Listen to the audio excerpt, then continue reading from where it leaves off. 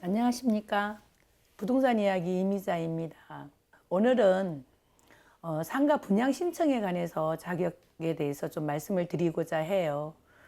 여기 영등포구가 정말로 전부 재개발, 재건축 너무 많은 이슈가 많잖아요.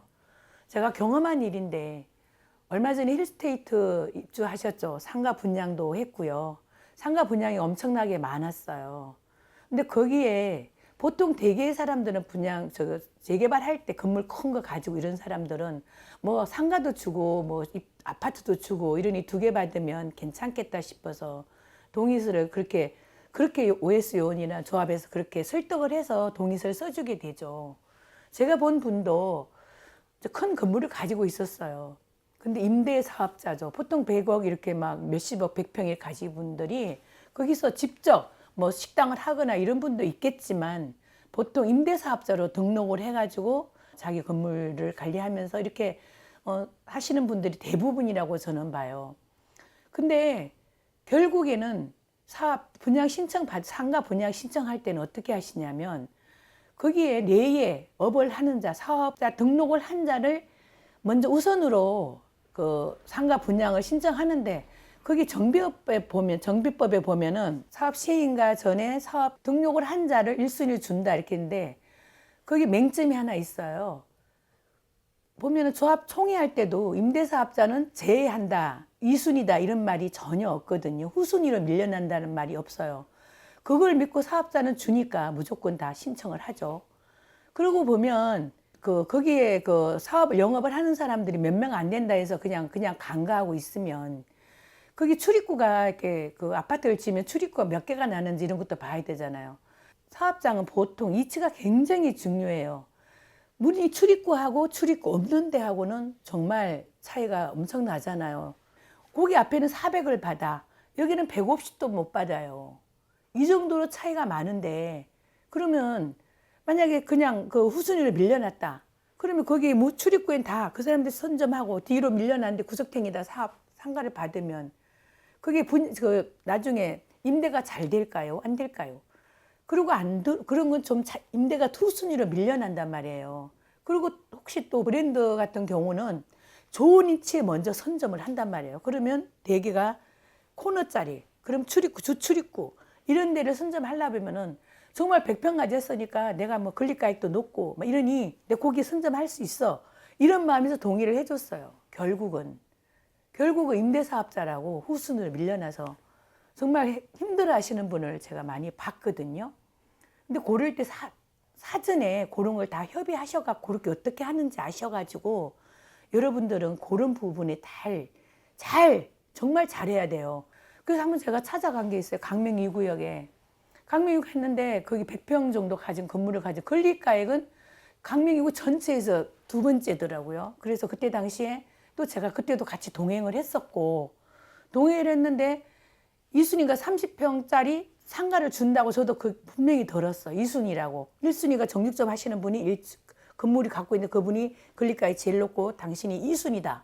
이렇게 말씀을 하셔가지고 그러면 2순위만 괜찮아. 출입구 있는데 충분히 받을 30평이면 뭐 4,500원 평당 뭐 5, 600원 받을 거야. 10평에 보통 250 받으니까 10평 기준에 아파트 상가는 250 정도 받아 임대료가. 그러면 500, 한 최소한 작게 해도 600원 받네? 그러면 괜찮을 것 같아요.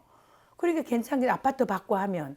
그러면 그렇게 손이 나는 일이 아닙니다. 이렇게 해서 제가 괜찮아요. 이렇게 말씀을 드렸어요. 그 대신에 중간중간 총회할 때나 임원으로 들어가서 보셔요. 총회할 때 혹시 임대사업자 제외할 수도 있으니 잘 챙겨보시라고 이렇게 말씀을 드렸죠.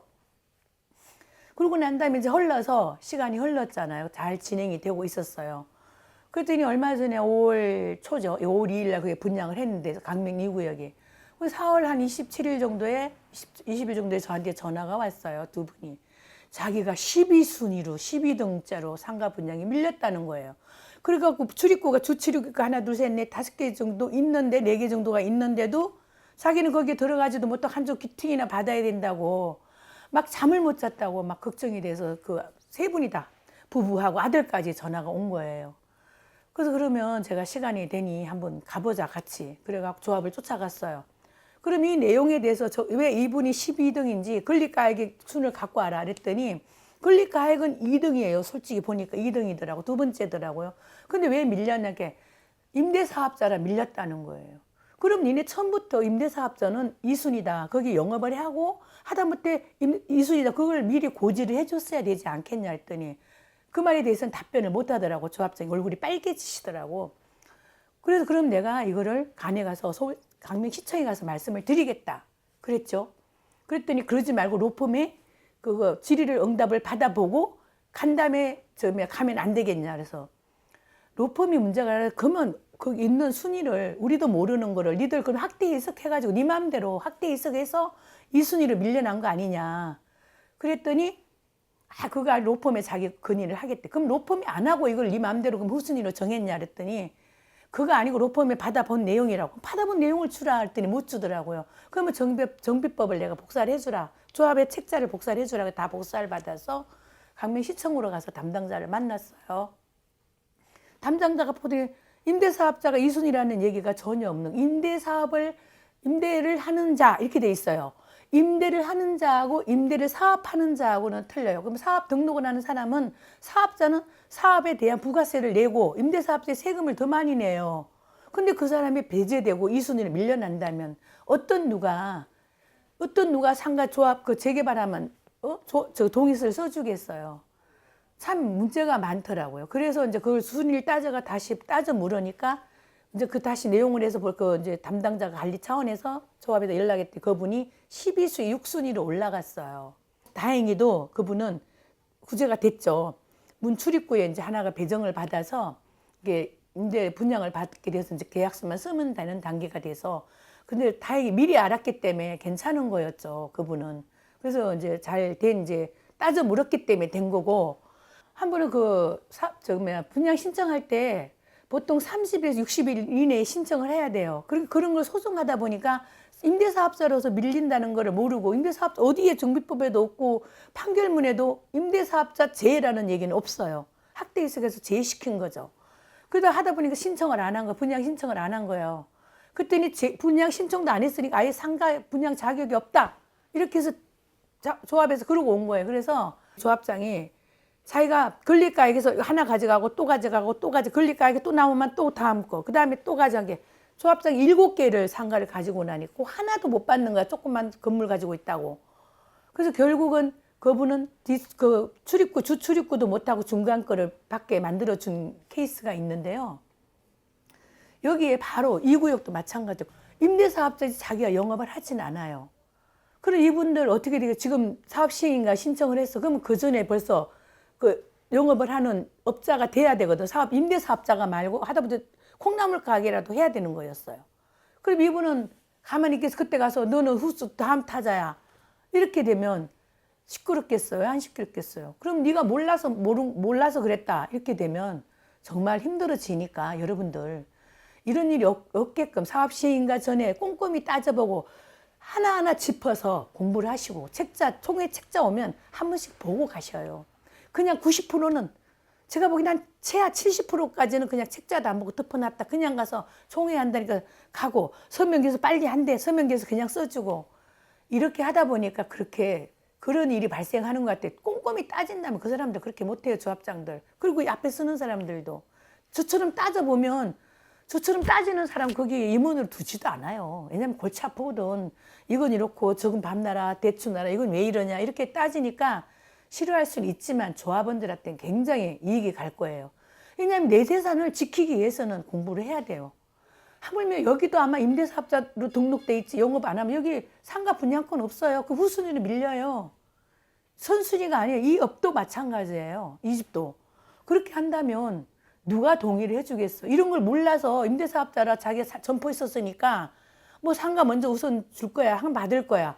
이런 마음에서 하신다면 안 되는 것 같아요. 그것만 그런 게 아니고 또 마찬가지 또 하나 주택도 마찬가지. 주택도 분양 신청할 때는 관리 처분 인가시에 분양 신청을 하거든요.